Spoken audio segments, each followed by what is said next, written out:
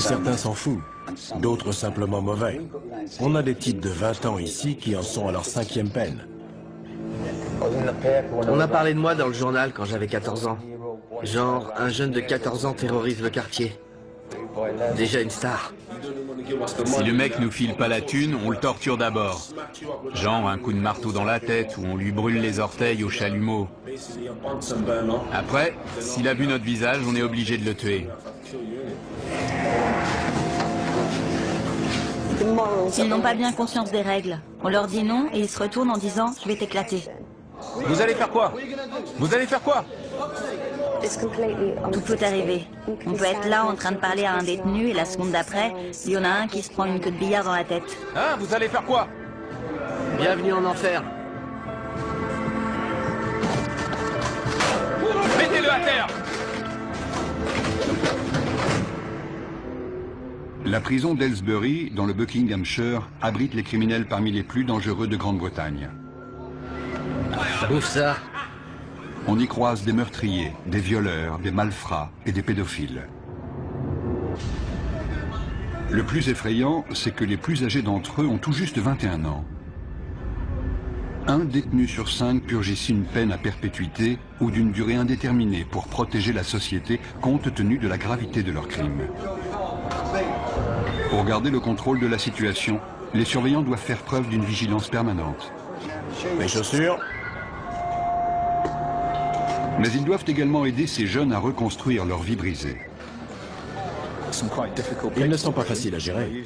La plupart purgent de longues peines pour des crimes assez sérieux.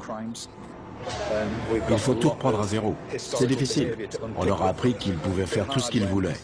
Après s'être attirés des ennuis et s'être retrouvés devant la justice, ils atterrissent ici et on essaie de corriger ce que leur famille ou leurs amis leur ont enseigné. Certains nous poseront toujours des problèmes.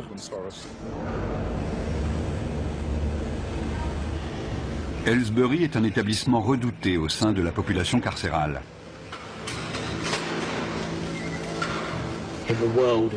Chez les détenus, la légende veut que Aylesbury soit la pire prison du monde. Quand vous arrivez, vous êtes accueilli par 5 matons baraqués, armés de matraques, et on vous assomme à la descente du bus. Ceux qui arrivent ont peur parce qu'on leur a dit qu'il y avait des problèmes de gang, des bagarres tous les jours, 4 à 7 par jour. Mais depuis un an, ça s'est un peu calmé. En revanche, quand un incident éclate, c'est généralement très sérieux. Ils utilisent des armes, des queues de billard, des armes artisanales, dans la gorge, dans la poitrine, sur le front. Il n'y a pas de règle. Et c'est rarement 1 contre 1. C'est plutôt 6 contre 1. Si le personnel n'intervenait pas, il pourrait y avoir des morts. Caspian Hogg est le dernier arrivé. Il a 18 ans. Après avoir été incarcéré dans un établissement pour mineurs, il a été envoyé ici en raison de problèmes disciplinaires. Asseyez-vous ici. Combien de fois avez-vous été incarcéré? 4 ou 5 fois. Ok. Quelle peine cette fois? 4 ans. 4 ans, d'accord. Avez-vous déjà pris de la drogue, de l'alcool ou autre produit assimilé? Ouais. Ok. Quoi précisément? Juste de la coke, du cannabis. Juste de la coke? Ouais. D'accord. Vous serez suivi par mademoiselle Morgan. Il y a des gangs dans votre quartier? Ouais. Vous faites partie de quel gang? Stratford Longside. D'accord. Vous avez des gangs rivaux? Ouais, les Farafil d'FMD. FMD? Ouais. Qu'est-ce qui vous oppose? C'est juste un gang rival avec qui on se frite en prison. En prison? Ouais, en prison. Donc c'est un gang de prison? Ouais. On est coincé toute la journée dans une cellule. On n'a rien à faire. Donc quand une baston éclate, c'est génial. Ça fait de l'animation. Ça fait passer la journée plus vite quand il se passe un truc. Dans le feu de l'action, on se bat pour survivre. Tu les défonces, ou alors c'est toi qui te fais défoncer. Moi, je me lâche. Si t'y restes, t'y restes. C'est comme ça.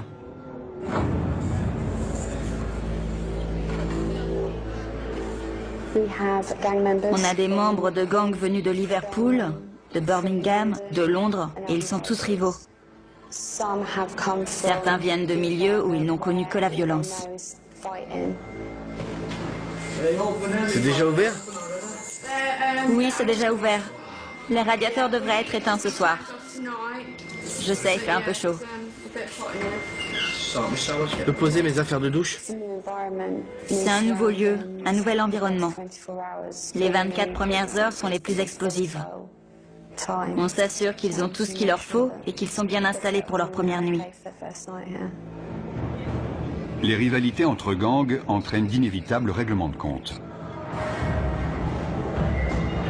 Les nouveaux venus sont particulièrement vulnérables, car ils n'ont pas encore de repères et doivent faire leurs preuves.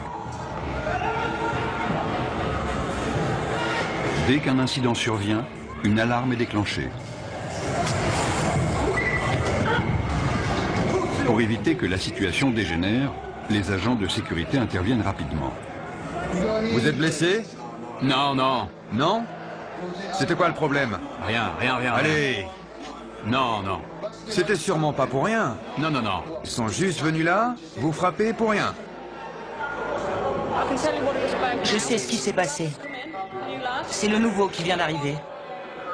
Il s'est déjà battu la semaine dernière. C'était les représailles. Les deux se battaient. Les deux se sont donné des coups à la tête. Ils se disaient bonjour. Vous, ça va? Oui, ça va. J'ai pris un coup dans le sein. Mais si ça se trouve, c'était son coude à lui.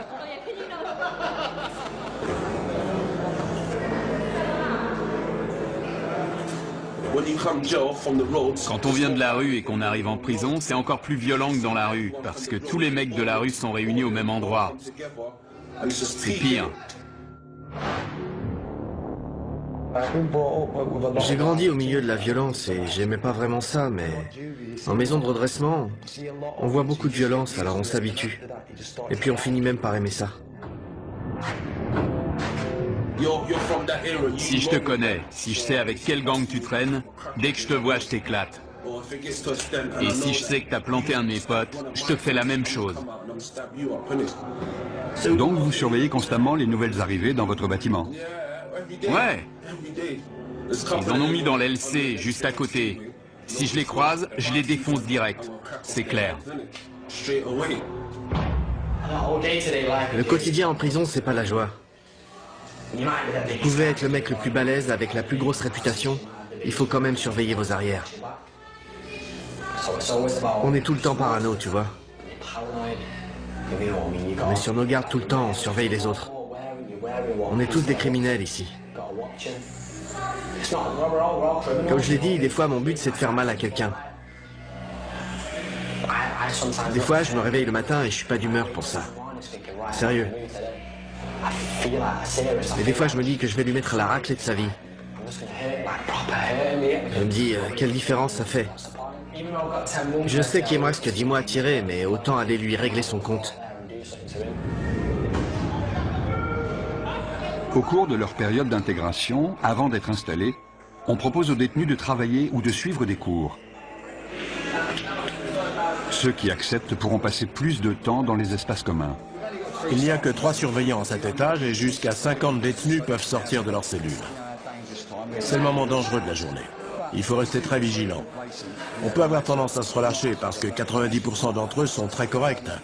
Mais il faut se méfier, c'est notre boulot. La situation peut dégénérer à tout moment. Caspian et 2 nouveaux arrivants ont forcé le passage pour s'introduire dans une cellule.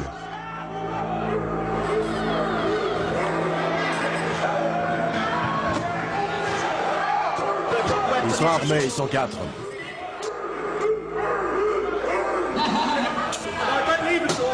Les détenus ont barricadé la porte. Les surveillants ne peuvent pas entrer. Je veux voir tous les détenus dans leur cellule.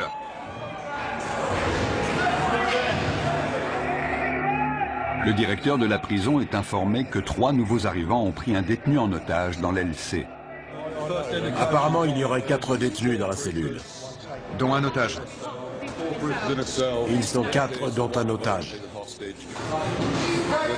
On va envoyer des négociateurs devant la porte pour tenter d'établir un dialogue et on avisera. Ma vie est en jeu. C'est pour ça qu'on doit menacer la sienne. D'accord, on va transmettre ce message au directeur. Vous comprenez? On est en danger de mort. On est forcé de faire ça. Je comprends. 3 d'entre eux viennent d'autres prisons. Ils avaient prévu leur coup. Notre priorité, c'est l'otage.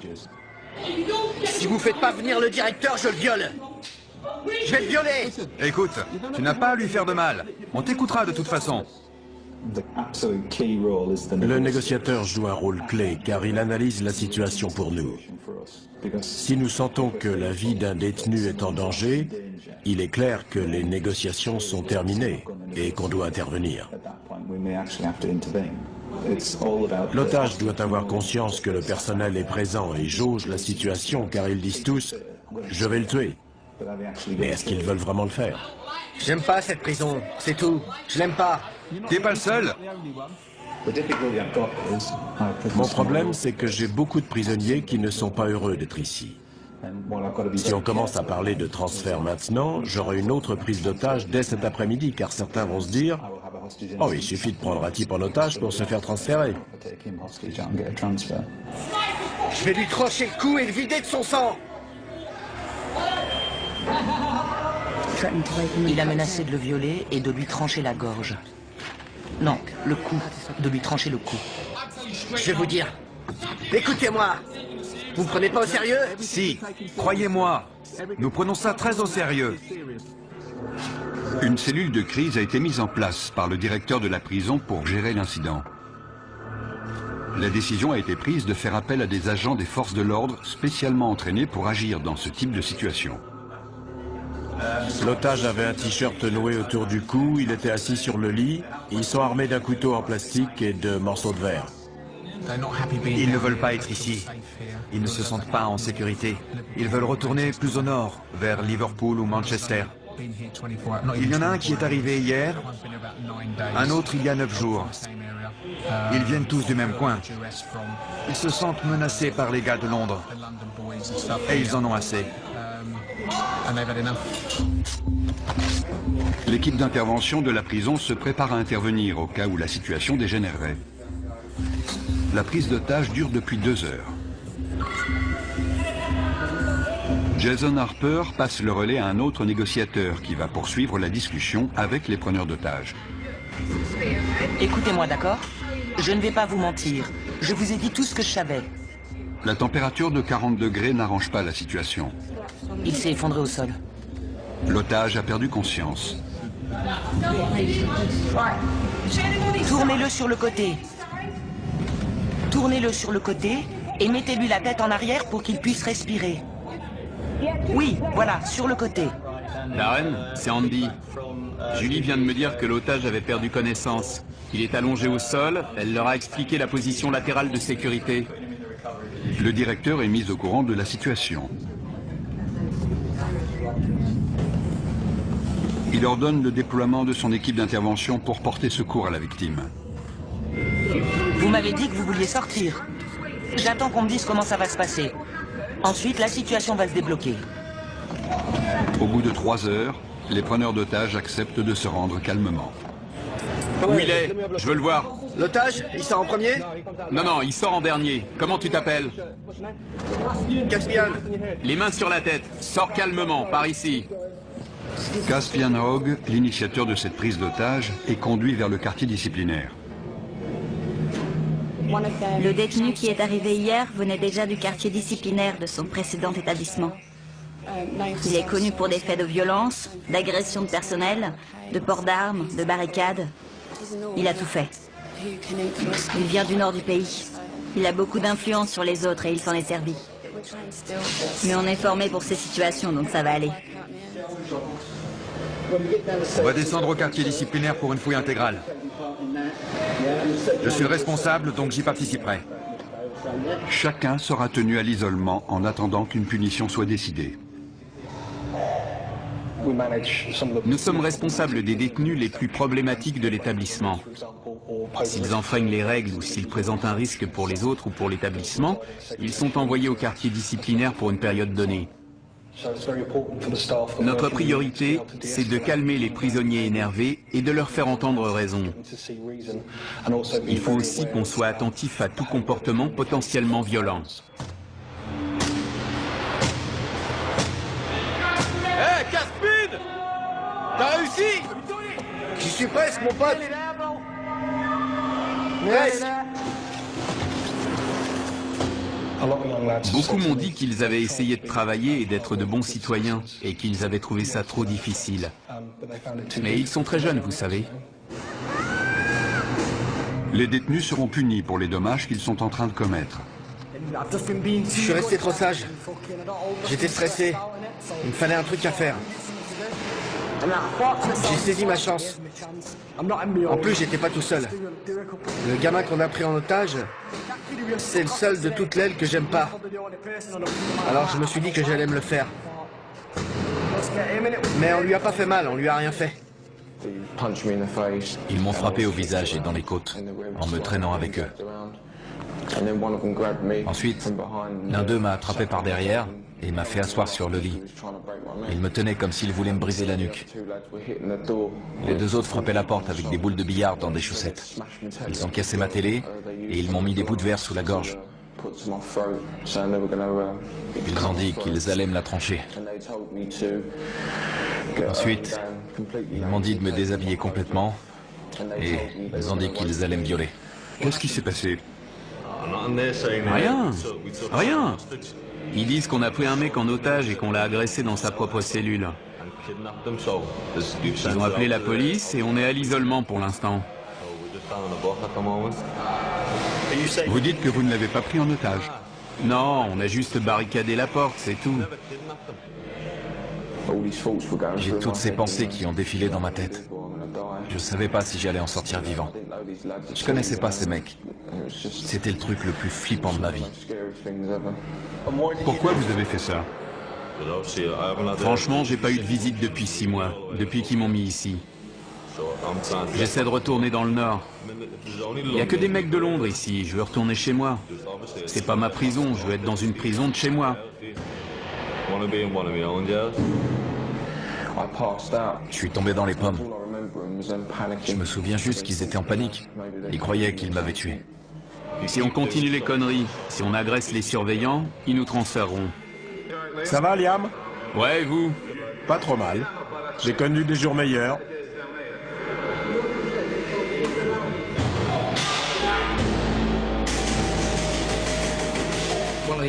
Un des détenus a inondé sa cellule.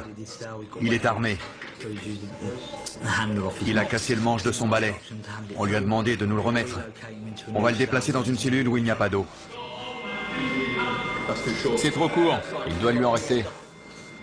Le détenu a jeté les morceaux de manche à balai dont il se servait comme arme. C'est trop court. Pourquoi vous avez gardé ce morceau, hein? Je vous avais dit de tout jeter.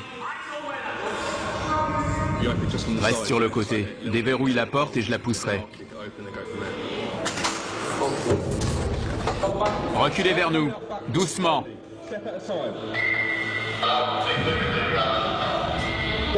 Ne vous retournez pas. Restez face au mur. Le détenu n'a pas obéi et s'est retourné. À partir du moment où on ouvre la porte, les négociations sont terminées. Soit il se rend, soit on intervient. Arrêtez de bouger. Si vous faites pas ce que je vous dis, on devra de nouveau vous immobiliser. C'est compris? Ouais. Super, allez, debout. Tu lui maintiens la tête pendant qu'on le lève. Vous avez entendu? On tourne. On utilise la force que quand c'est nécessaire et de manière proportionnée, mais ça fait forcément mal. Fouille intégrale. Il va maintenant être fouillé intégralement au cas où il aurait dissimulé une arme.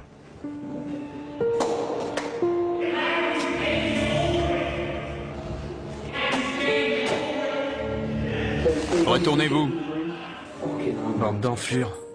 Vous avez des réclamations à faire sur la façon dont on vous a traité? Non, non, ça va. Non? D'accord. Je vais vous demander de réfléchir aux conséquences de vos actes. Ce n'est pas la bonne méthode pour obtenir un transfert. Maintenant, je veux que vous alliez vous coucher. Clé. Nous devons les garder dans le quartier disciplinaire pendant un certain temps. Sinon, les autres vont se dire qu'ils peuvent prendre des otages quand ils veulent pour obtenir un transfert. Des détenus de confiance nettoient les dégâts causés par les preneurs d'otages. J'ai choisi la voie la plus facile. J'essaye de rendre cette peine la moins désagréable possible. On a le choix. Si tu fais le con, tu te retrouves à l'isolement tout seul sans télé, ça craint. Les détenus exemplaires participent au fonctionnement de la prison, ce qui leur permet de passer plus de temps en dehors de leur cellule. Josh est responsable de la lessive dans le quartier disciplinaire. Ça pue. Dans le quartier disciplinaire, Caspian se plaint d'entendre des voix dans sa tête et demande une aide psychologique.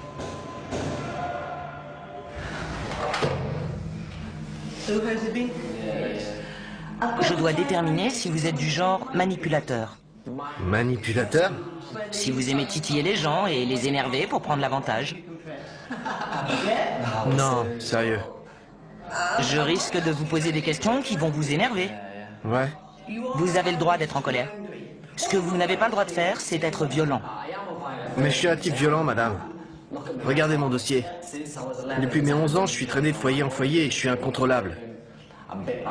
À 11 ans, j'ai arraché le torse d'un type avec mes dents. J'ai mordu une meuf à l'oreille. On a toujours dû me maîtriser. J'ai toujours le même sentiment. Et je me dis que mon destin, c'est de tuer quelqu'un. Et la perspective de sortir d'ici, de commettre un tel acte, et de revenir en prison pour une peine à perpétuité, ne vous dérange pas? Ça dépend. Quand je pète les plombs, ça me dérange pas, je m'en fous. Je pense pas que je suis un taré. Mais si on m'aide pas maintenant, je vais finir par le devenir. Je ne suis pas convaincu à 100% qu'il souffre de troubles mentaux. Il souffre de troubles émotionnels, ça c'est sûr. Car non seulement il a des pensées violentes, beaucoup de gens en ont, ce n'est pas idéal, mais ce n'est pas un drame, mais il prend plaisir à être violent, ce qui alimente ses pensées et ses fantasmes. Je pense que son comportement pourrait le conduire au meurtre.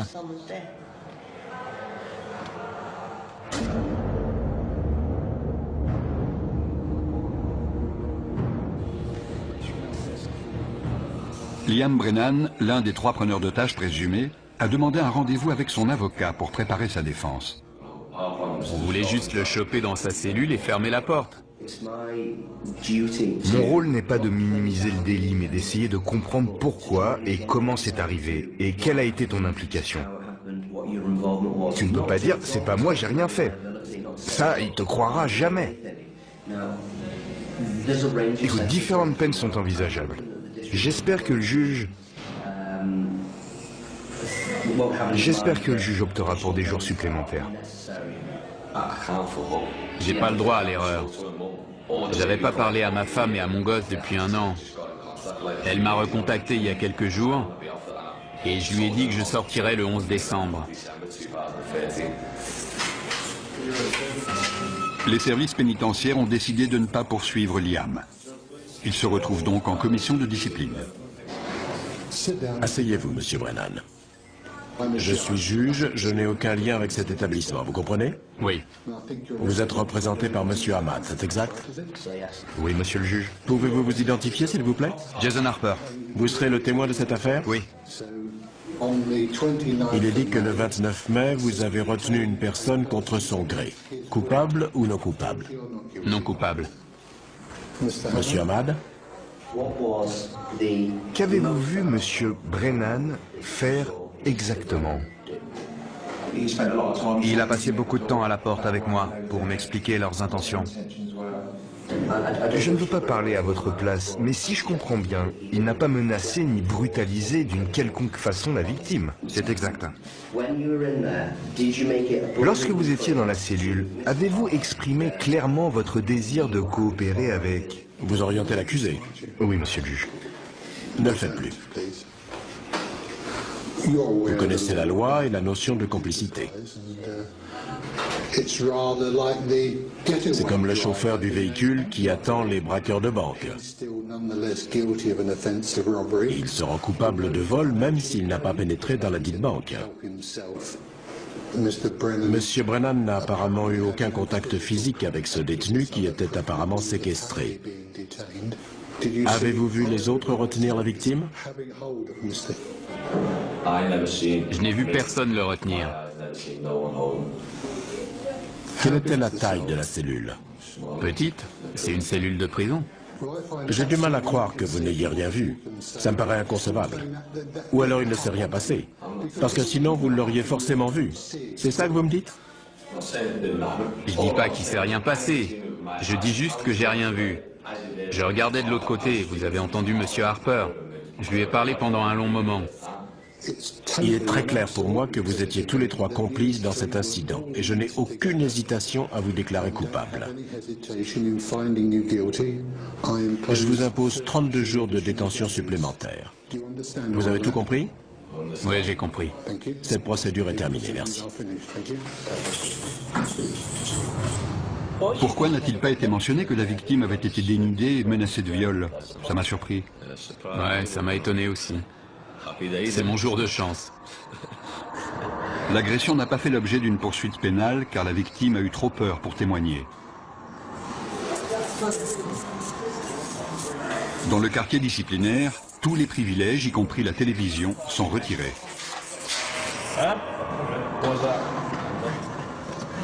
Brennan refuse de retourner dans sa cellule, à moins qu'on lui apporte une télévision pour qu'il puisse suivre le match de foot Angleterre-Ukraine. Je ne vous entends pas. Vous savez quoi? Quoi?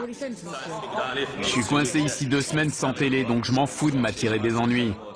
Liam, je ne veux pas que vous restiez ici plus longtemps que nécessaire, car vous êtes quelqu'un de bien. C'est vrai. Je peux vous proposer des activités, de la peinture, ou alors vous pouvez demander des cours. Moi? Demander des cours? J'ai pas suivi de cours depuis mes 11 ans, demander des cours? J'ai pas envie de me pendre. Michel Morris parvient enfin à convaincre Brennan de rejoindre sa cellule. Pour sa participation à la prise d'otage, Caspian est condamné à 38 jours de détention supplémentaire. Caspian, c'est votre dernière chance d'obtempérer. J'ai dit non. Les surveillants tentent de le raisonner, mais il refuse de retourner dans sa cellule.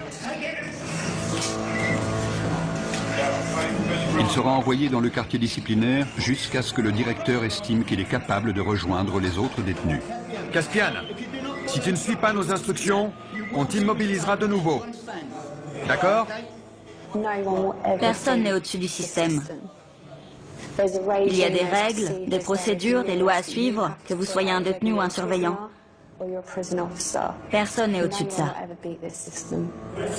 Debout, debout. Caspian, par ici. Il n'y a qu'à l'extérieur qu'on peut considérer ces jeunes de 18 ans comme des adultes. Beaucoup n'ont pas la maturité d'un adulte. Ils sont très influençables et peuvent s'attirer des ennuis. Entre là-dedans. Je vais demander à l'infirmière de venir te voir.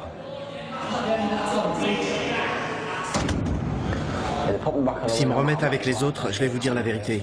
Je vais faire mal à quelqu'un. Sérieux, je déconne pas. S'ils me remettent là-bas, je vais choper un de ces connards et je vais le défoncer comme il faut. Je suis sérieux. J'ai l'impression d'avoir une double personnalité. Tout m'énerve, tout le monde m'énerve. J'aimerais parler à quelqu'un, mais j'ai la tête en vrac. J'ai l'impression qu'elle est énorme. Tellement de trucs là-dedans, je me sens vraiment en colère. Je suis en rogne. Il y a certains détenus que je n'aimerais pas voir libérés avant très longtemps. Parfois, on travaille avec eux simplement pour les aider à gérer le fait qu'ils sont en prison. Mais je n'ai jamais rencontré de détenu que je ne pensais pas pouvoir aider à répondre à son environnement de façon plus positive.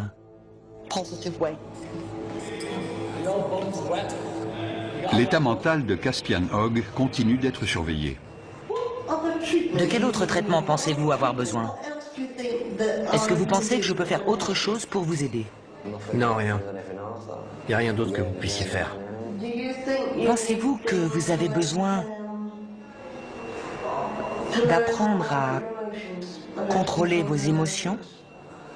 Non, je crois pas. Je connais mes émotions et je crois plutôt que j'en ai pas assez. J'essaie de pleurer, mais j'y arrive pas. Je peux pas pleurer. Sauf des fois, ça vient sans prévenir, ça arrive. Vous voyez de quoi je parle? Je pleure pas quand il se passe un truc triste. Ça m'arrive même de rire. Pour vous, est-ce plus normal de penser à ce que ressentent les autres ou de ne pas y penser? Ça dépend des moments. Là, c'est moi, je suis là, je vous aime bien. Vous me comprenez? Mais si vous tombez sur moi un autre jour, quand je suis en mode furieux, je vois des choses différemment. Tout est en vrac.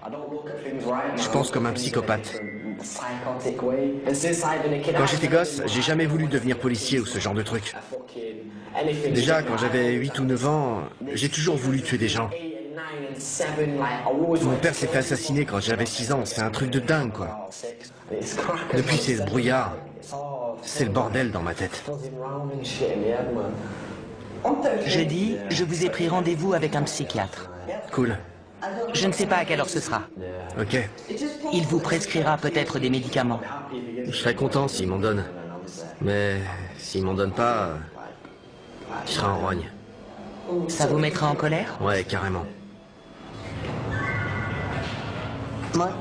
Je suis convaincu qu'on ne naît pas bon ou mauvais.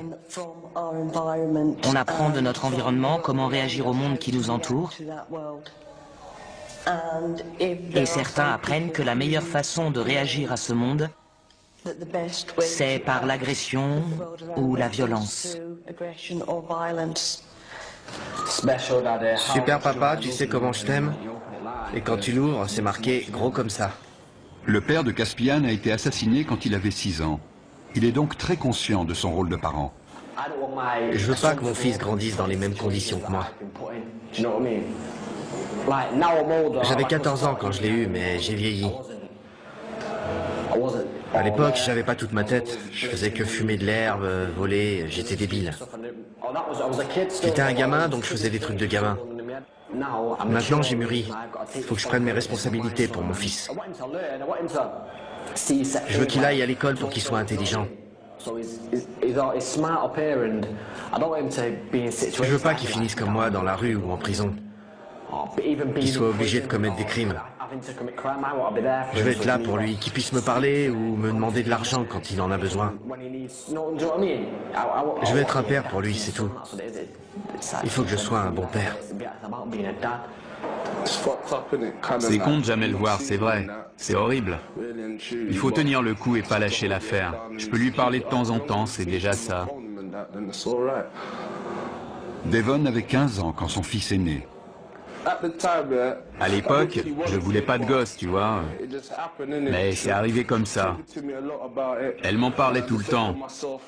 Et alors je me suis dit, pourquoi pas? Quelqu'un va peut-être te régler ton compte demain. Tu sais pas où tu vas finir, alors autant pas perdre de temps. Vous avez vraiment pensé à la mort à ce moment-là? Ouais, évidemment. Dans mon quartier, il y a beaucoup de violence. Des gens meurent tout le temps. On n'est jamais à l'abri, ils peuvent vous dégommer quand vous traversez la rue. Pour certains détenus, le téléphone est le seul moyen de rester en contact avec leur famille. Ouais, tu me manques, bonhomme. Non, tu peux pas venir me voir. Papa est occupé. Papa nourrit des animaux. Je sais pas comment ça se met. Je veux pas que ça lui tombe dessus. Dans la chapelle de la prison, Josh se prépare pour la fête des pères. Exceptionnellement, les détenus exemplaires sont autorisés à passer du temps avec leurs enfants. Je peux jouer avec lui? On peut se rouler tous les deux par terre, je peux lui courir après. Une fois, il voulait que je vienne l'attraper, mais je pouvais pas aller plus loin. Je suis heureux de pouvoir passer 5 heures avec lui au milieu des rires et des pleurs. J'ai envie de l'attraper et de lui faire des câlins. Tu peux ouvrir la bouche? Bravo. Ça me plaît pas de le voir se faire fouiller, mais je préfère avoir cette relation avec lui. J'ai de bonnes raisons de changer. J'ai un gosse et une fiancée, une famille qui a besoin de moi. Pour être honnête, si j'avais pas ma famille, je me serais sûrement pas comporté aussi bien. Viens là, mon grand. Ils ont besoin de moi. Ils comptent sur moi pour sortir d'ici. Où elle est, ta cape? Tu fais ton timide? Si je me comporte bien, je retrouverai ma famille. C'est simple. Si je joue le jeu, je gagne tout. Sinon, je perds. Comment ça va, ma belle? Oh, arrête.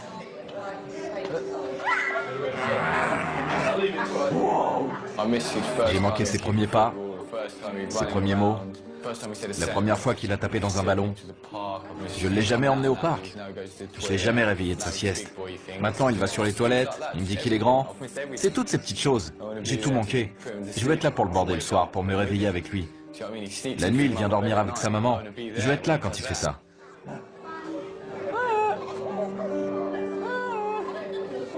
Messieurs, dames, s'il vous plaît, vous pouvez vous dire au revoir?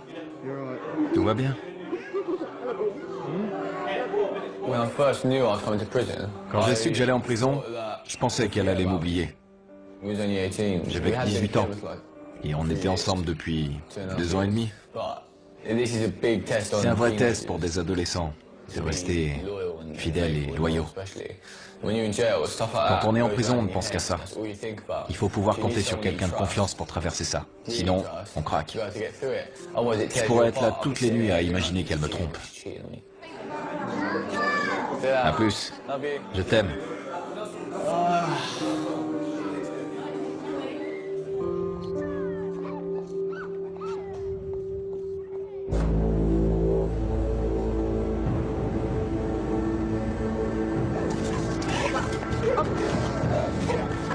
Des chiens de détection arrivent à Aylesbury pour y rechercher de la drogue ou des objets de contrebande.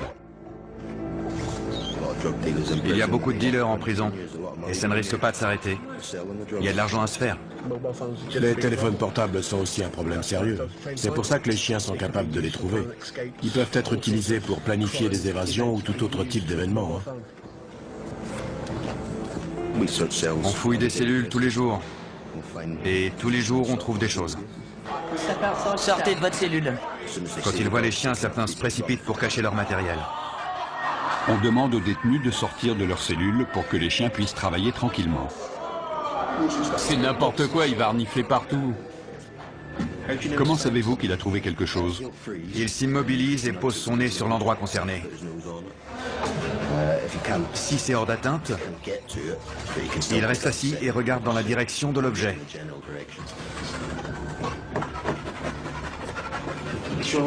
Il a l'air très intéressé par la fenêtre. Je vérifie s'il n'y a rien à l'extérieur. Il a peut-être senti une odeur de joint qui venait de la rue. Il reste concentré sur la zone autour de la fenêtre et du lit. J'étais en train de pioncer et ils amènent un chien dans ma cellule pour renifler partout. C'est n'importe quoi. Notre équipe fouille la cellule pour essayer de trouver ce que le chien a senti. Il semblait concentré sur une zone en particulier, donc c'est là qu'on fouille en premier. J'espère qu'on va trouver quelque chose. Les chiens poursuivent leur inspection des cellules. Ça sent dès qu'on ouvre. Il a fumé dans sa cellule, c'est sûr. Le chien va nous dire si la drogue est encore là. Oui, ça sent. Il y a de la drogue et des téléphones partout dans la prison. Avant, tout le monde planquait ça dans le meuble de l'évier en retirant les vis avec un coupon ou un truc dans le genre. Je vous en dirai pas plus. Avec un téléphone, on peut appeler qui on veut, envoyer des textos, parler à sa chérie le soir, vous voyez ce que je veux dire. On peut dire ce qu'on veut, gérer ses affaires, son fric, tout ça.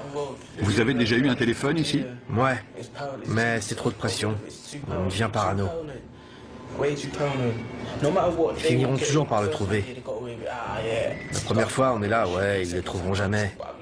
On se croit le plus fort, et puis ils finissent par en trouver un chez un mec, et là, tu peux être sûr qu'ils vont le faire parler. La semaine d'après, boum, un autre passe à table. On n'est jamais tranquille parce qu'ils savent tout ce qui se passe ici. Ils cachent parfois leurs affaires au fond de leur poubelle. Ils croient qu'on va pas les fouiller parce que c'est dégoûtant. Des cartes SIM, des téléphones, il y a tout. On a toujours un cran de retard parce que dès qu'on trouve quelque chose, ils cherchent une autre cachette. Une antenne cassée, ça peut servir d'arme. Il en a plus besoin, on l'apprend. Ils aiment regarder des images, évidemment. Je veux pas savoir ce qu'il fait avec ça.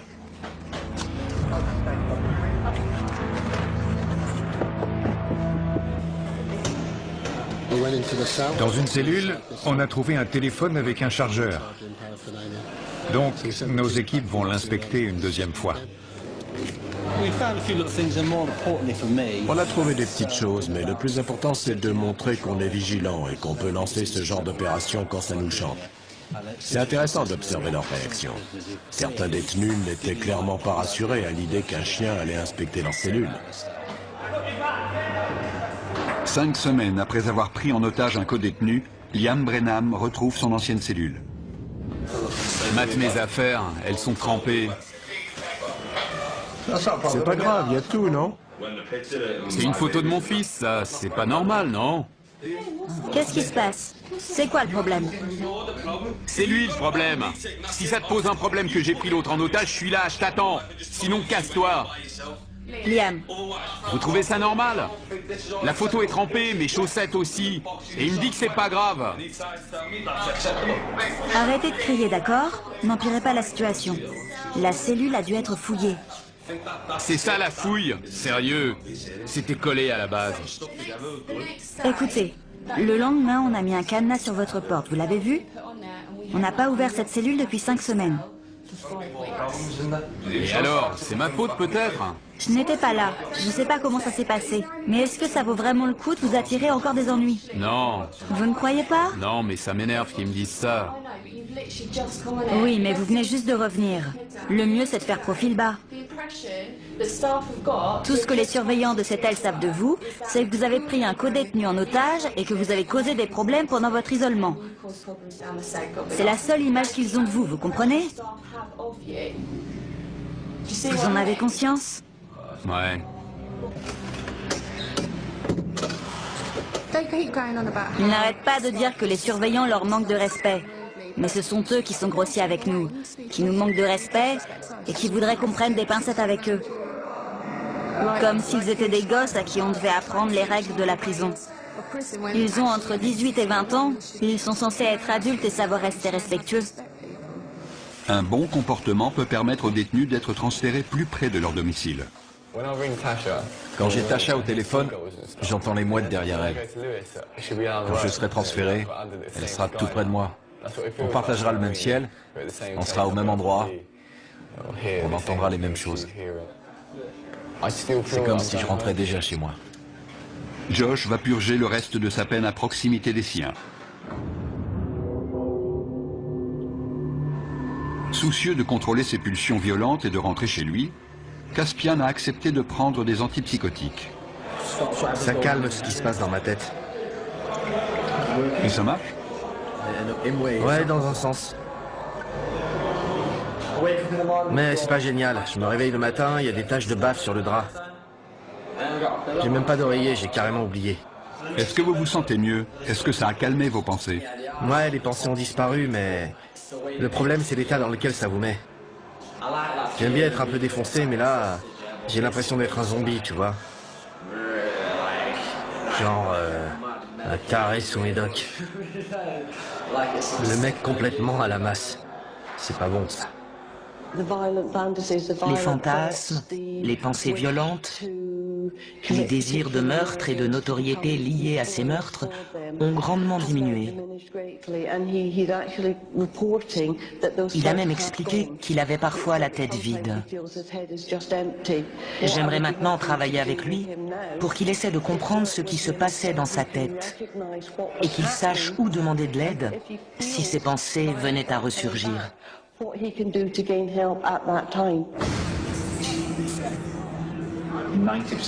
90% des détenus que nous accueillons ici vaquent à leurs occupations et font ce qu'on leur demande. Il peut y avoir de petits incidents, mais c'est tout. Ce sont les 10% restants qui causent la majorité des problèmes. Ils ne veulent pas rester tranquilles ni faire ce qu'on leur dit. Ils se rebellent constamment. Ils essaient de créer le désordre pour saper notre travail.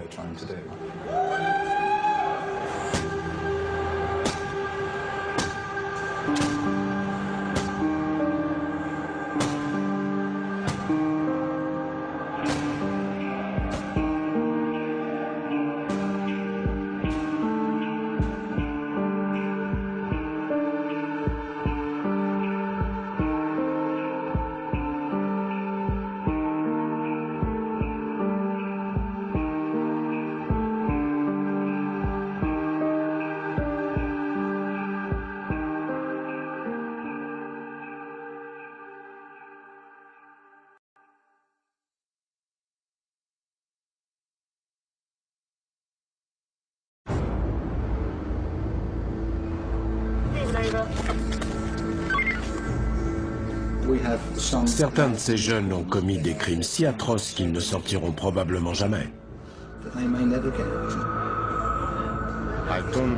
Je suis en prison depuis 10 mois. Il me reste 27 ans et 2 mois à tirer. Il n'y a plus grand-chose qui me choque. Dès qu'on leur dit non, ils piquent une crise. Ils se retournent, ils vous disent « je vais t'éclater la tronche ». Je te jure, dès que je te vois, je te tranche la gorge. Je te jure.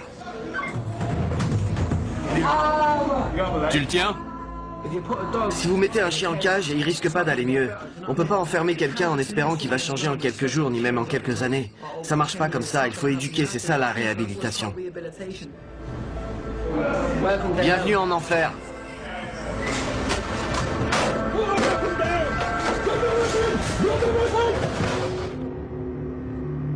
Le personnel de la prison d'Aylesbury est chargé d'encadrer des jeunes de 18 à 21 ans, parmi les plus dangereux et les plus imprévisibles d'Angleterre. Parfois, on doit pénétrer en force dans une cellule pour désarmer un détenu. Parfois, on doit annoncer une terrible nouvelle à l'une des familles. Et puis, il y a tout le reste. En tant que surveillant, on se retrouve piégé dans ce petit monde où les principes et la morale sont remis en cause. Les gros criminels, ceux qui ont commis des crimes atroces et qui se montrent violents en prison, ce sont eux qui inspirent le respect aux autres détenus. Une fois qu'ils ont établi leur réputation, ils sèment la pagaille et perturbent le bon fonctionnement de l'établissement. Beaucoup sont violents, et le fait de les mettre en prison n'y change rien. Ils ont été élevés comme ça, ou bien ils ont choisi d'adopter cette attitude vis-à-vis des autres. C'est un environnement qui peut être très intimidant parfois.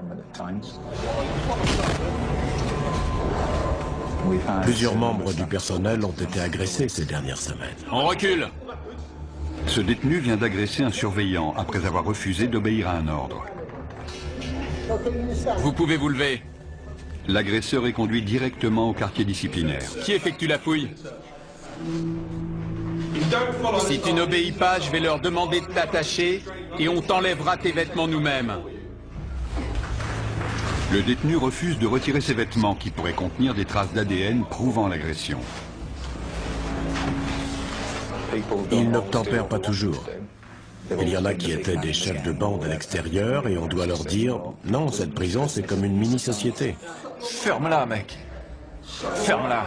Qu'est-ce que je vous ai dit sur votre attitude? Ah ouais, je suis censé faire quoi? Dire oui, monsieur? On ne vit pas dans une utopie. On ne peut pas soigner tous les maux. On essaie simplement d'apprendre à ces jeunes à se comporter de façon correcte avec les autres. De leur montrer que l'abus verbal ou physique n'est pas tolérable. Quand un collègue se fait agresser violemment et qu'il est blessé, on le prend personnellement, parce que même si on travaille dans des départements différents, on forme une équipe. Quand on voit son collègue en sang, d'instinct on aurait envie d'aller vers lui. Mais on est là pour s'occuper des détenus.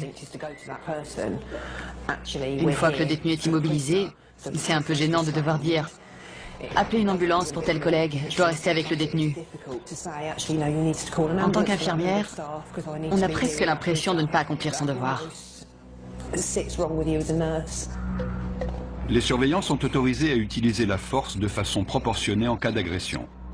En 2012, 35 membres du personnel de la prison d'Aylesbury ont été agressés. 16 ont dû se rendre à l'hôpital. Je me suis battu avec des surveillants plein de fois. À Chelmsford, Bedford, à Woodhall. J'ai été expulsé de toutes ces prisons et on m'a envoyé ici. Je me suis attiré des ennuis en arrivant. J'ai merdé. Tout allait bien. Tout allait bien. Je faisais de la boxe et tout. Et puis j'ai merdé. J'ai perdu ma licence. J'aurai plus jamais le droit de boxer. Jamais. Je sais pas ce que je vais faire en sortant. Certaines agressions sont vraiment terribles. Quand on y repense, on se dit que certains ont même de la chance d'être encore en vie. Ça va? Viens avec moi. Debout! Une surveillante vient d'être attaquée. Zoé, ça va? Qu'est-ce qui s'est passé? J'ai pris un coup de boule. Je sais pas qui c'était. Ce qui a changé, c'est la propension des détenus à s'en prendre au personnel féminin. C'était un tabou avant. Et on pouvait s'attendre à des représailles de la part des autres détenus si l'un d'eux s'en prenait à une femme. Je tremble toujours dans ce genre de situation. Mes jambes sont les premières à me lâcher. Je vais vous laisser vous diriger vous-même vers le quartier disciplinaire. À la moindre entourloupe, mes collègues ont pour consigne de vous immobiliser. Vous n'aurez pas de deuxième chance, c'est compris? Dans les autres pays, les surveillants ont des armes, des tasers, nous on n'a rien. Quand ils sont contents et qu'ils ont de quoi s'occuper, ils ne nous agressent pas. Je crois que l'opinion publique n'a pas conscience de ça. Les gens s'indignent parce que les détenus ont la télé, des consoles de jeux, des baskets. Mais ce qu'ils ne voient pas, c'est que tant qu'ils ont leurs privilèges, ils n'agressent pas le personnel. Pour moi, c'est tout ce qui compte. Et puis la télé, on peut facilement leur enlever. On a affaire à des jeunes gens qui ont du mal à communiquer, du mal à exprimer leurs émotions. Ils peuvent être violents, c'est vrai, et c'est inacceptable. En faisant la tournée du quartier disciplinaire, je peux très bien passer devant une cellule et entendre des insanités sur ma mère, mes enfants, recevoir des menaces de mort. Mais si j'y retourne le lendemain plein de rancune, plein d'agressivité, en demandant des comptes, comment est-ce que je peux établir un dialogue? Les surveillants ne doivent pas seulement faire face aux violences envers leurs collègues. Ce détenu a tenté de se pendre. Assez, ça suffit.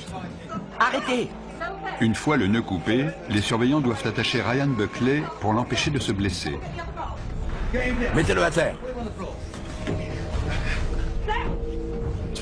Aujourd'hui, notre rôle de surveillant consiste principalement à nous occuper de ces jeunes. Mes collègues et moi, on a passé beaucoup de temps à parler avec ce gamin, mais là, il n'y a rien à faire. Il ne veut rien entendre et il a des tendances assez inquiétantes. Ryan, je veux juste regarder votre cou. C'est bon, j'ai rien. Vous voulez pas discuter un peu? Ryan, laissez l'infirmière vous examiner une seconde. Je vais bien. Sûr? Je veux juste jeter un œil, après je vous laisse tranquille. Calmez-vous et je reviens vous voir pour discuter. Vous êtes blessé? Non. On joue un jeu très dangereux. Ryan peut avoir des pensées très violentes et il peut craquer à tout moment. Il vient d'essayer de se pendre et on a été obligé de le maîtriser. Dans l'état où il est, je crois qu'il se fiche de tout. Ryan sort dans 12 mois et je suis inquiet pour lui. Il faut qu'on l'aide à traverser cette période difficile.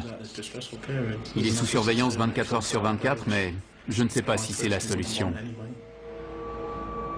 Les détenus considérés comme suicidaires sont surveillés de près. Quand je le vois pleurer comme ça, mon instinct maternel prend le dessus. Je me dis qu'il aurait simplement besoin qu'on le prenne dans ses bras et qu'on lui dise que ça va aller. Il a sûrement une mère. Vous voulez bien me parler, Ryan? Suite à sa tentative de suicide, les surveillants ont à cœur d'empêcher toute récidive de Ryan.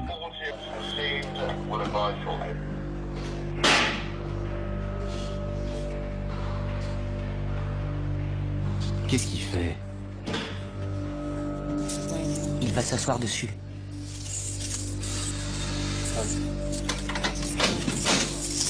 Qu'est-ce que vous fabriquez? Ryan, vous voulez bien descendre, s'il vous plaît? Ne tombez pas, je vais avoir la commission de sécurité sur le dos. Ça me rappelle une scène de sueur froide, vous l'avez vu? Il faut me dire ce qui ne va pas. Votre comportement est inquiétant. Qu'est-ce que vous ressentez? Vous êtes heureux? Triste? C'est l'enfer. J'en ai marre de cette vie de merde. Vous avez essayé de vous étrangler avec vos lacets. On va donc procéder à une évaluation des risques et on va retirer les objets avec lesquels vous pourriez vous faire du mal. D'accord? Laissez l'infirmière vous examiner rapidement. Je veux juste jeter un œil, Ryan.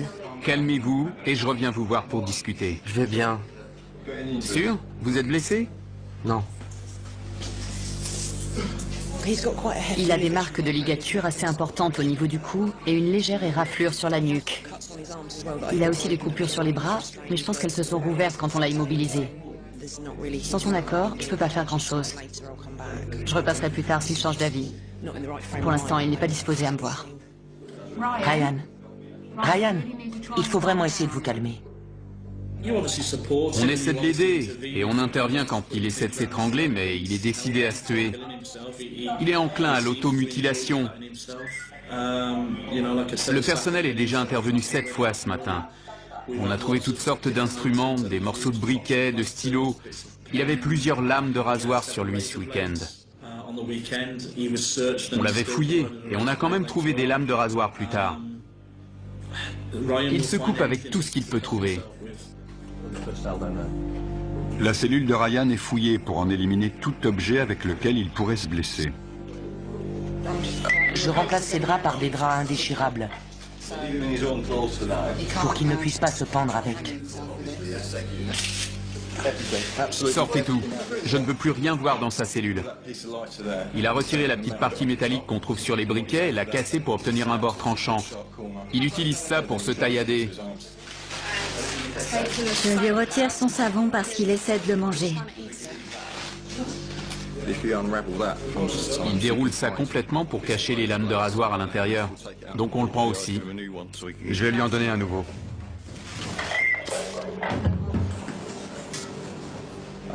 On lui a pris ses draps et ses lacets de chaussures. Donc là, il n'a plus rien.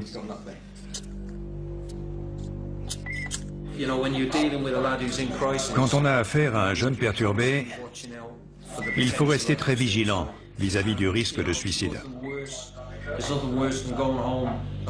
Il n'y a rien de pire que de partir à 5 heures le soir, de souhaiter bon courage à tout le monde en souriant, après une bonne journée, et de revenir le lendemain pour apprendre que tel détenu s'est pendu. C'est terrible. C'est la pire chose qui puisse arriver.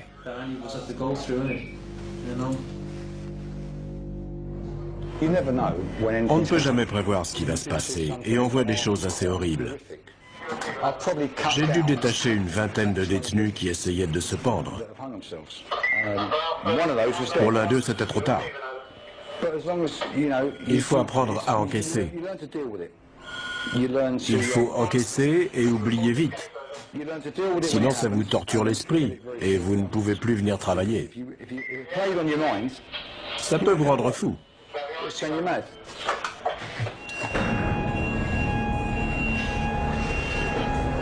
Une alarme est déclenchée dans l'LC. Emirali Oxey a poussé un surveillant et attaqué un agent d'entretien.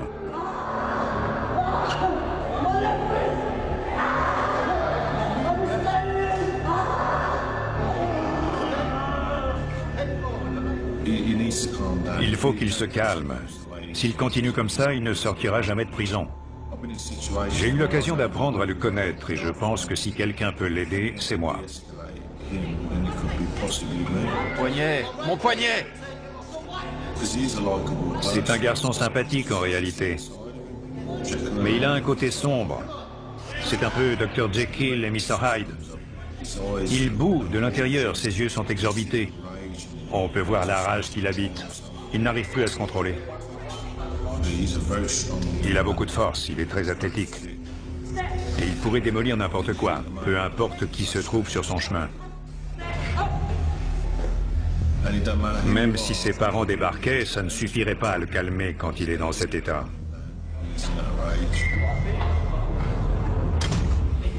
Liz Magnus, la psychologue de la prison, vient prendre de ses nouvelles. Vous voulez discuter? Je ne peux pas ouvrir pour le moment. Le surveillant est au téléphone. Je reviendrai vous voir lundi. Non, pardon, je voulais dire vendredi. Vous allez rester tranquille? Faudrait être cinglé pour pousser 2 surveillants et aller attaquer un mec pour rien. Faudrait avoir un problème. Évidemment qu'il m'a provoqué. Il vient à ma porte pour m'emmerder. Je lui dis de partir et il me traite de tapette. Il me traite de tapette et il me fait « laisse tomber ». Comment ça, laisse tomber? Faut être sérieux là, il a pas à faire ça. Il a pas à faire ça. Ça se fait pas.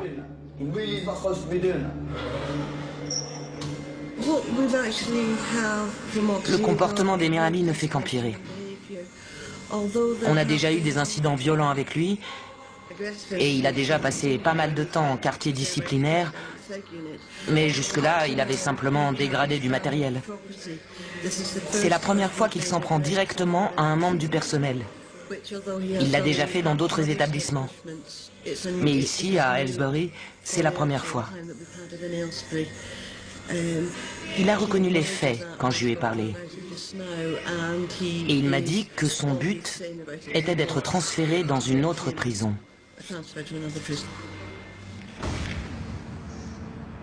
Il voudrait sortir d'ici. Le problème, c'est qu'il est très instable. C'est un élément perturbateur. Il lui arrive d'agresser le personnel ou bien d'autres détenus. Il vient encore d'agresser un agent d'entretien. Et nous sommes obligés d'ajouter ça à son dossier pour notre communication avec les autres établissements. Ça risque d'être difficile de le transférer. 8 établissements avaient déjà été contactés. Et ce matin, un 9e a refusé. Vous vous rendez compte? Ça fait 9 prisons qui veulent pas me prendre. Personne ne veut de vous? Écoutez, je préfère être direct. Ils nous disent pourquoi on le prendrait. Il a l'air intenable. Il y a un fusible dans votre petite tête qui saute un peu trop rapidement. Et il faut absolument que vous changiez ça. Ouais. Allez, à plus tard.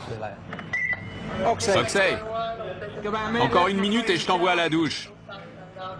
Hier, je sais pas ce qui m'a pris. Mais je me suis défendu. Ils m'ont griffé le nez. Ils m'ont niqué le visage. Donc je vois pas pourquoi je leur ferais pas la même chose. Je pense que je vais continuer.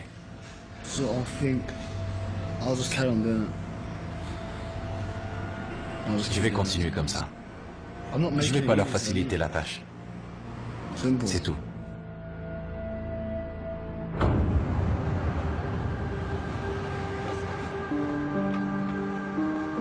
À la prison d'Aylesbury, c'est l'heure des visites. Les visites, c'est le moment que j'attends le plus. On n'a pas grand-chose à espérer ici à part ça. On est enfermé 15 heures par jour. Jess, la petite amie de Louis, lui rend visite 1 fois par semaine. Vous avez un soutien-gorge à armature? Oui. On peut pas faire grand-chose pendant les visites. Les bisous et les câlins, ça me suffit, tu vois. Je suis content qu'elle vienne me voir, ça me rend heureux. Quand je sortirai, on pourra se retrouver au lit, tu vois. J'ai plus que 9 mois à tirer. Louis Bibi. Oui, il est au fond. Je le vois, merci. Louis a fait la connaissance de Jess en correspondant avec elle par courrier. Ça va, toi? Ouais, ça va.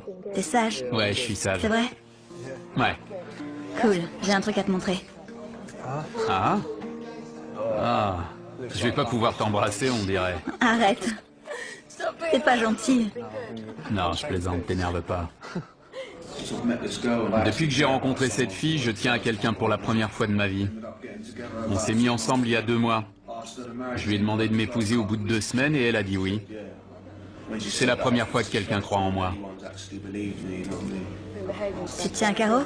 T'es sage? Ouais, je me tiens tranquille. Je te crois pas. Tu me regardes pas dans les yeux. C'est parce que tu me fais rire. Avant de rencontrer cette fille, je pensais qu'à enfreindre la loi. J'ai mené une vie de dingue depuis mes 8 ans.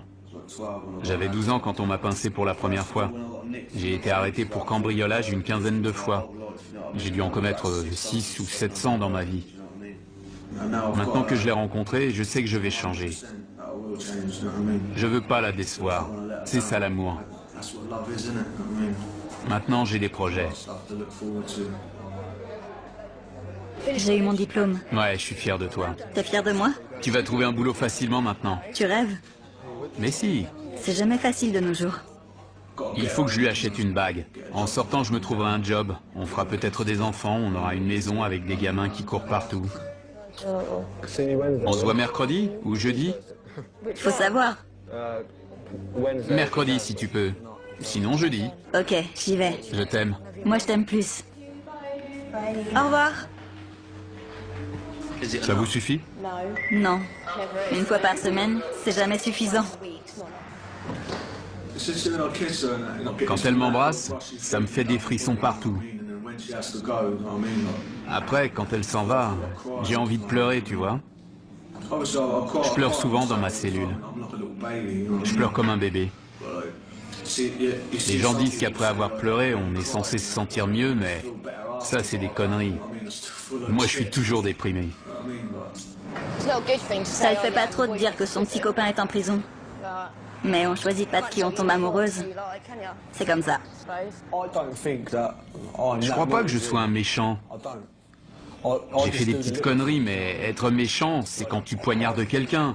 Moi, j'ai volé des voitures, ce genre de truc. C'est rien, ça. Franchement, c'est rien comparé à ce qu'ont fait certains.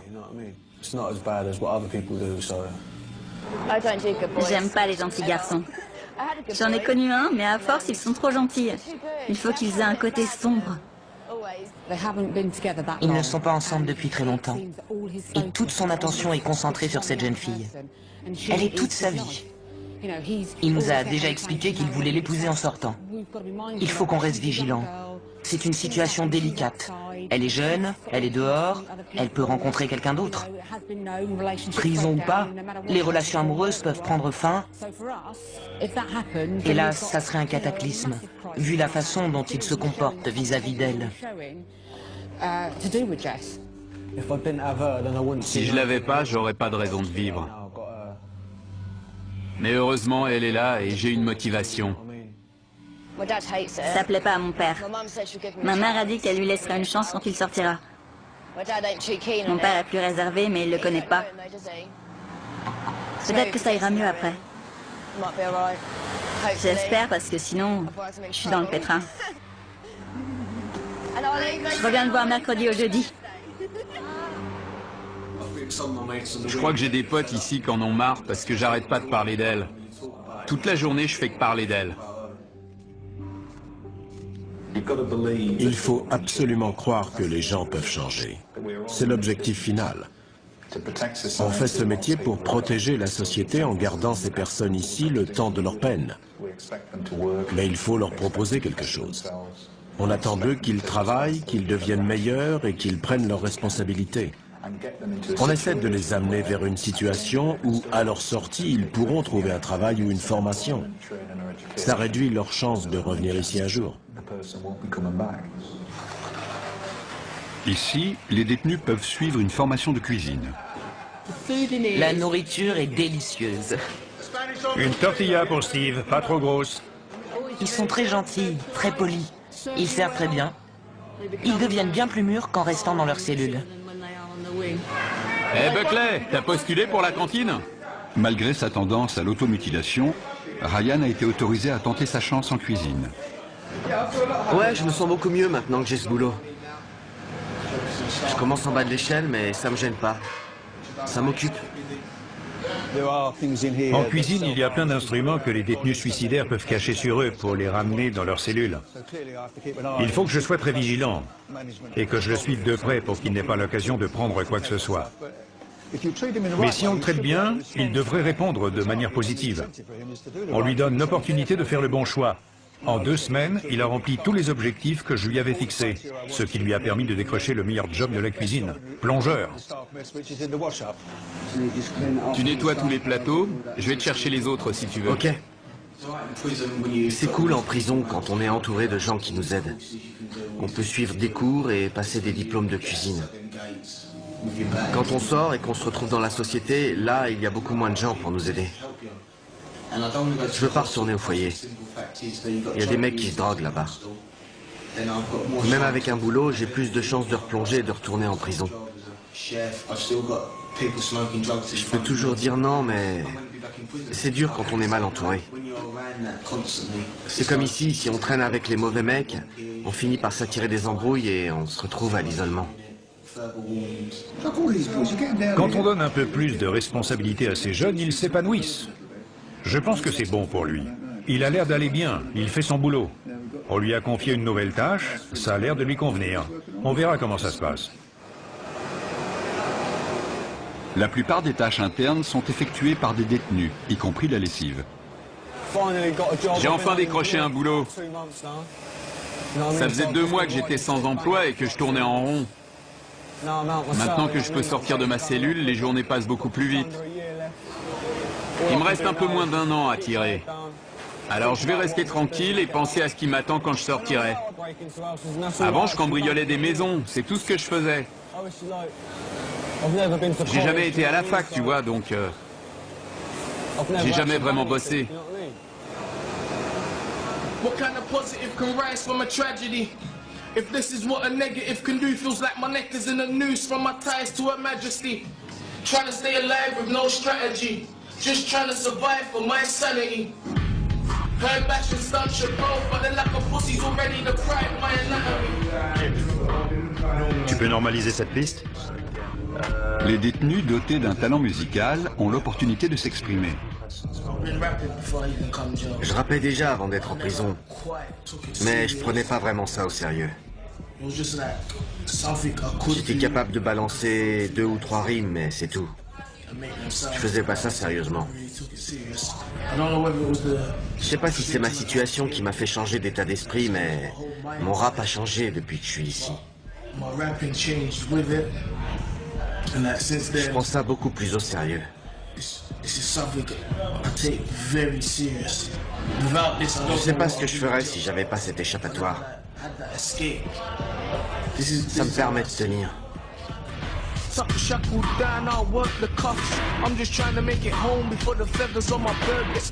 Condamné à perpétuité, Kenny Cornwall exprime souvent sa frustration en dégradant le matériel de la prison.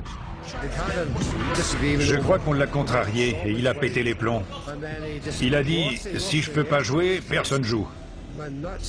Et il a arraché le tapis de la table de billard. Les autres ne vont pas être contents, ils n'ont plus rien à faire, c'est affreux. Les 2 tables sont hors d'usage. Et on n'a rien pour remplacer. On avait 2 tables pour l'aile principale et on n'en a plus. Qu'est-ce qui s'est passé? Vous avez cassé quelque chose? Quel débile. Il a les jetons alors, il a dégradé les tables pour partir à l'isolement, ce con. C'était juste pour ça. Les autres ne vont pas être très contents d'apprendre ce qu'il a fait. Il n'est plus en sécurité ici, je ne peux pas le laisser se balader. On va l'envoyer au quartier disciplinaire, c'est ce qu'il voulait.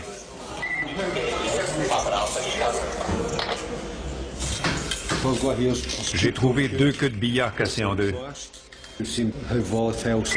Certains détenus sont très lunatiques et peuvent vite s'énerver. Donc il faut être vigilant et bien vérifier qu'il ne manque rien pour que personne ne soit blessé avec une arme de ce genre.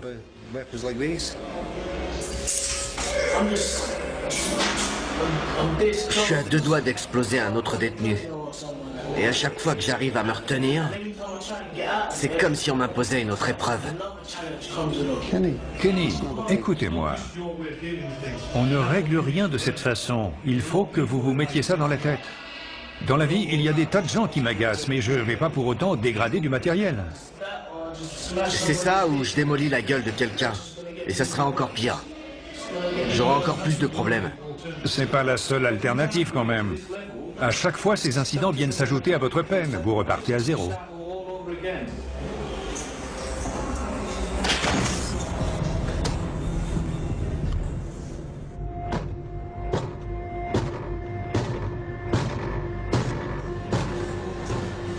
Qu'est-ce qu'il y a, Oxey? Quand qu'on mange? Dans 10 minutes. C'est pour ça que vous tapez dans la porte? Vous vous foutez de nous. J'ai envie d'exploser la gueule de quelqu'un. Pour qu'il sache qu'on déconne pas avec moi. Emirali Oxey est de retour dans l'LC après un séjour au quartier disciplinaire pour avoir détruit sa cellule. Malheureusement, il a l'habitude de tout casser quand il n'obtient pas ce qu'il veut. On essaie de gérer ça comme on peut. On essaie de le raisonner et de lui expliquer que ce n'est pas la bonne méthode. J'essaie de rester positive, mais je pense qu'il va recommencer et retourner à l'isolement. Il reste dans ce cercle vicieux, parce qu'il n'a pas envie d'être à Aylesbury. C'est un détenu difficile, et pour être honnête, je ne pense pas que cet environnement l'aide beaucoup. C'est une prison pour jeunes délinquants, et la plupart sont immatures. Je peux entrer ? Emirali Oxey est contrarié car il est toujours puni et n'a pas retrouvé tous ses privilèges. La psychologue Liz Magnus essaie de le calmer. Je veux sortir d'ici. Depuis quand vous êtes revenu? Aujourd'hui. Qu'est-ce qui ne va pas? Ils m'ont mis ici sans télé, sans pouvoir sortir, sans club, sans rien. Je veux retourner à l'isolement. Ça fait aucune différence de toute façon. Dans combien de temps vous retrouverez vos privilèges? 7 jours. 7 jours? Vous pouvez bien tenir 7 jours, non? Non. Ça rime à quoi de me remettre ici mais dans les mêmes conditions qu'en bas, hein? Ça sert à quoi? C'est pour le contact humain. Avec qui? Avec qui? C'est qui ces gens? Qui ils sont pour moi? Vous croyez qu'ils m'intéressent? Je suis arrivé en prison tout seul et je sortirai tout seul. Je veux connaître personne ici, je m'en fous. Je veux juste sortir. Je veux une clope. Je peux avoir une clope? Des feuilles à rouler? Ça, j'en sais rien. Allez demander aux surveillants. Laissez-moi juste fumer une clope que je puisse me calmer. Ils veulent même pas me filer une clope. Sérieux, ça veut dire quoi? Ils veulent que je pète un câble? Ils veulent que je fasse une connerie, je le sais. Ils me provoquent. Vous croyez sincèrement ce que vous dites? Je veux juste une clope. Pourquoi c'est si dur d'avoir une clope? Attendez, je vais voir. On peut lui donner une cigarette? Je suis pas un distributeur, hein. Il va falloir que je fasse une plus grosse connerie pour qu'il pige que j'ai pas envie d'être là.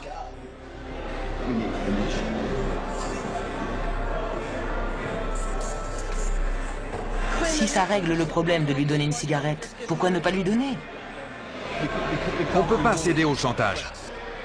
Tout le week-end, il nous a tannés pour une cigarette. Il a tout détruit à l'isolement.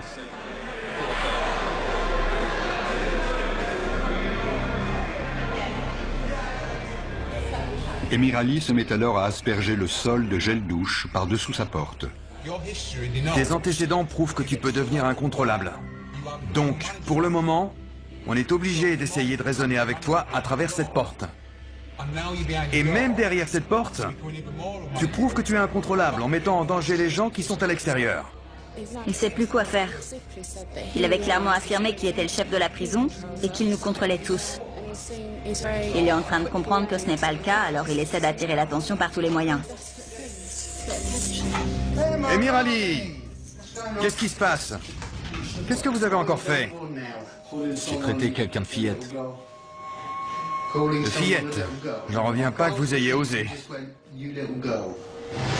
Plusieurs de ses requêtes ont été refusées aujourd'hui et ça ne lui plaît pas.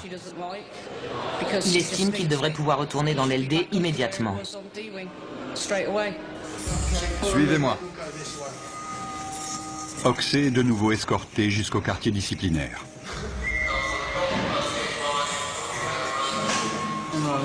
Emirali, comment ça va? Vous avez encore eu des problèmes? Ouais. Il refuse désormais de s'alimenter. Toutes les machines ont besoin de carburant pour fonctionner. Surtout les modèles de sport très performants. Pourquoi vous ne mangez pas? J'ai pas envie. J'ai pas envie de manger. Vous ne savez pas? J'ai pas envie. Est-ce une façon de protester? Donc vous n'avez pas faim? Ouais, voilà, j'ai pas envie de manger. On va essayer de le faire manger. On lui a parlé et il semble que c'est une forme de protestation, mais on verra comment ça évolue. Je le connais. Il aime manger et il fait beaucoup d'exercices, donc il a besoin de force. J'espère que d'ici 3 jours, ça sera passé.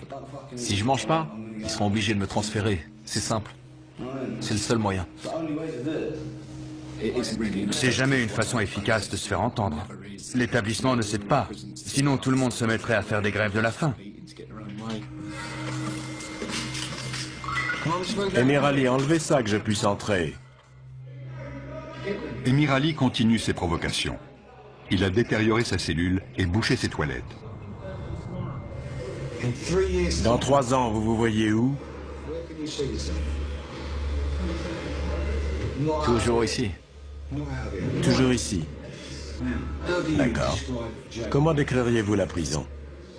C'est de la merde. Quelle est la chose que vous avez pour vous en ce moment?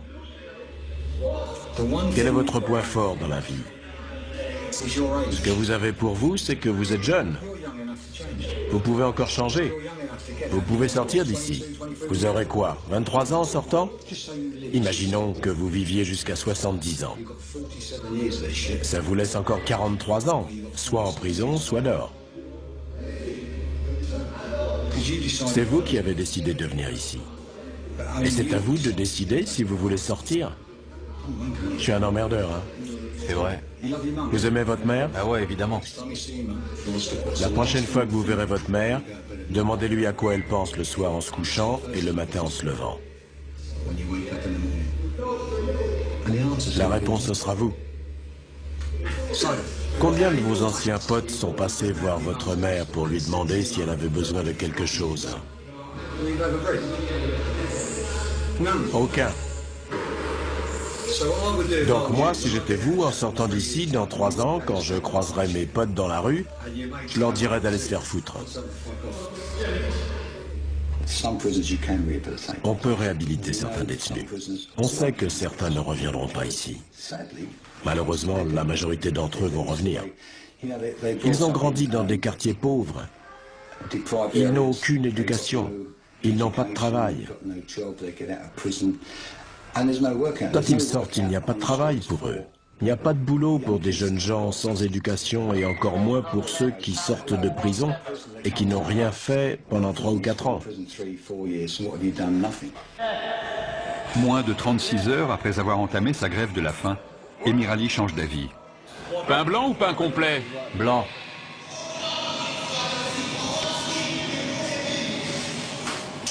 Et votre grève de la faim? J'y arrive pas. J'ai trop faim. Combien de temps vous avez tenu? 1 jour et demi. Vous êtes plus gourmand que moi. Je mange plus que vous, ça c'est sûr.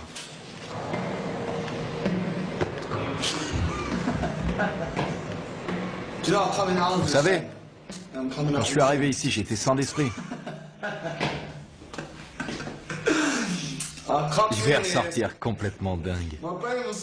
En arrivant, mon cerveau allait bien. J'étais normal, tranquille. Ils m'ont déglingué.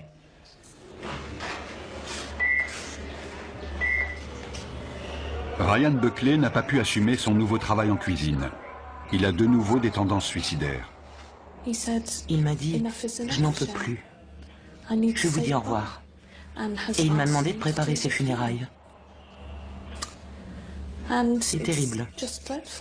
Un jeune homme d'à peine 21 ans qui a toute la vie devant lui et qui a si peur. Il a si peur. Il a peur de la vie et des épreuves qui l'attendent à sa sortie. Il nous a dit qu'il avait plusieurs milliers de livres de dettes envers des dealers de l'Essex. Je pense qu'il retombera dans l'héros dès qu'il sortira. Il a arrêté la méthadone beaucoup trop tôt. Je lui ai posé la question directement et il a été très honnête. Il a dit qu'il replongerait. Pour l'instant, il est à la recherche de tout objet qui lui permettrait de se faire du mal. Qu'est-ce qu'il a ramassé? Il ramasse juste des cailloux par terre. Pour s'automutiler? Oui. Des morceaux de plastique, le coin d'un tube de dentifrice, n'importe quoi. Pauvre garçon, il est vraiment désespéré. Ce matin, il m'a dit au revoir. Il m'a dit qu'on ne se reverrait pas. Je suis triste pour lui parce qu'il s'en sortait plutôt bien. Il a établi de bonnes relations avec les membres du personnel. Et il avait réussi à se faire engager à la cantine. Il avait l'air assez heureux. Et quand il est heureux, on l'est aussi. Notre boulot est plus facile. Le voir revenu à la case départ, c'est triste. On ne veut pas le voir rechuter comme ça. Il retombe dans un cercle vicieux. Elle est partie chercher une infirmière? Malgré une surveillance rapprochée, Ryan a réussi à trouver de quoi se blesser. Ryan, qu'est-ce que vous faites avec le savon?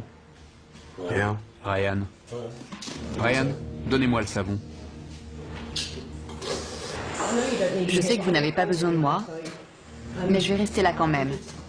Vous le savez sûrement déjà, mais manger du savon, ça ne fera que vous rendre malade. Quand ces jeunes arrivent en prison, c'est comme s'ils cessaient de grandir.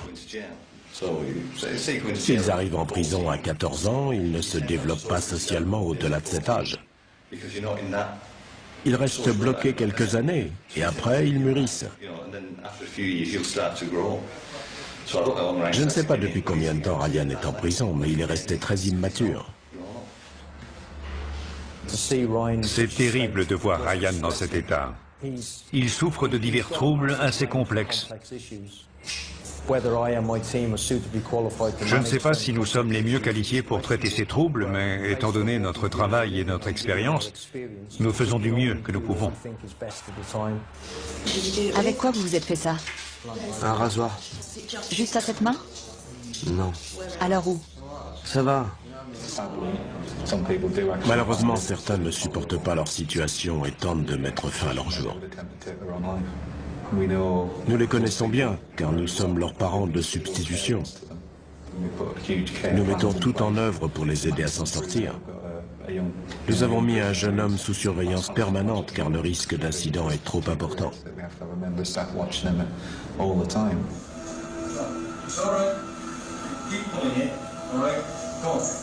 Une fois ses blessures soignées, Ryan Buckley tente à nouveau de se pendre. Il y avait de la bave et de la morphe partout. Ça semble radical, mais pour lui retirer son nœud, j'ai été obligé d'enfoncer mes doigts dans la peau de son cou pour pouvoir passer mon couteau de secours. Il avait perdu conscience. Ses lèvres étaient bleues, ses yeux exorbités. C'était une tentative sérieuse.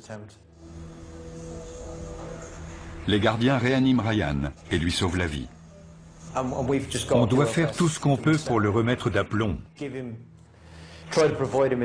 Il faut essayer de l'encadrer au mieux pour lui permettre de retourner dans la société sans être un danger ni pour les autres, ni pour lui. Pour l'instant, il faut attendre et voir comment ça va se passer. Dans le quartier disciplinaire, un détenu a décidé de protester par la saleté. Votre alarme est allumée? Qu'est-ce qui se passe? Non, elle est cassée. Elle arrête pas de s'allumer toute seule. Ok, appelez-nous si vous avez besoin de quelque chose. D'accord. Il a jeté des excréments dans le couloir après avoir brisé sa fenêtre d'observation. Je ne supporte pas cette odeur. J'ai besoin de lavande. Dans la cellule voisine, Emirali Oxé a une fois de plus tout saccagé. Cette prison, c'est un vrai trou à rats. Sérieusement, vous avez vu ça? Je sais que c'est les mecs comme nous qui en font un trou à rats. C'est de la faute de la direction. Ils ont qu'à pas nous enfermer comme ça. Si j'ai fait ça, c'est parce qu'ils m'ont bien fait chier l'autre jour. Ils m'ont trop emmerdé. Je prends ma revanche. C'est tout. Je m'en tape. La plupart de ceux qui entament ce genre de protestation par la saleté ne sont pas mentalement dérangés. Ils font ça parce que c'est ce qui cause le plus de répulsion. Et leur but est de faire entendre leur mécontentement de la façon la plus claire possible. Une équipe en tenue de protection intervient pour mettre fin à l'incident et permettre le nettoyage des lieux. Tu crois que tu me fais mal? T'es qu'une lopette! Le détenu est placé dans une cellule spéciale, entièrement vide. Emir Ali, lui, choisit de ne pas résister. Je sais pas ce qu'ils ont dans la tête pour faire ça. Ils doivent avoir des problèmes. Pour faire des trucs pareils. Je comptais vous voir dans la salle de discussion aujourd'hui. Et c'est tombé à l'eau. Je m'arrêterai pas. Qu'est-ce que je peux vous dire pour vous convaincre de ne plus faire ça? Je veux me barrer d'ici. Je sais. Mais vous savez que je ne peux pas faire grand-chose à ce sujet. Je peux être votre porte-parole, c'est tout. Tout le monde ici serait ravi de vous voir partir. Mais qui va vouloir de vous? On doit essayer de leur inculquer beaucoup de choses avant qu'ils ne repartent d'ici. Il faut leur apprendre à s'en sortir en étudiant des cas concrets. Par exemple, si quelqu'un vous propose de la drogue, vous dites quoi? Soyez honnête. Il faut réussir à les convaincre que les choses peuvent changer et qu'une fois dehors, ils auront changé et ils pourront aller de l'avant.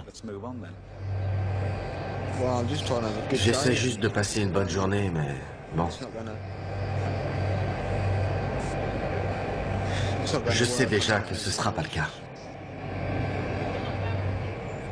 Depuis qu'il est à Aylesbury, Ryan Buckley a passé 220 jours sous surveillance permanente pour sa propre sécurité.